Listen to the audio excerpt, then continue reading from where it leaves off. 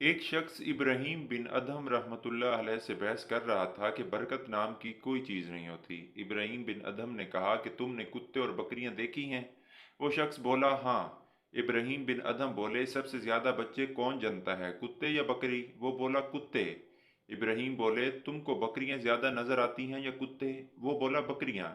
इब्राहीम बोले, जबकि बकरियां ज़िबा होती हैं मगर फिर भी कम नहीं होती, तो क्या ये बरकत नहीं है? उसी का नाम बरकत है। फिर वो शख्स बोला, ऐसा क्यों है कि बकरियों में बरकत है और कुत्ते में नहीं?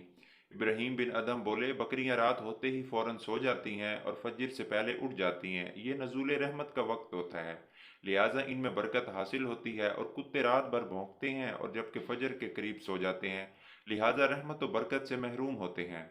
बस गौर व फिक्र का मकाम है। आज हमारा भी यही हाल है। हम अपनी रातों को फजूलियात में गुजारते हैं और वक्त नज़ूल रहमत सो जाते हैं।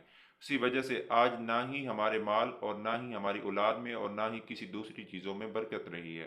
दोस्तों, इस वीडियो को सदका जारिया समझकर आगे लाजमी शेयर करें। वीडियो अच्छी लगने की सूरत में लाइक करके चैनल को सब्सक्राइब करें। शुक्रिया।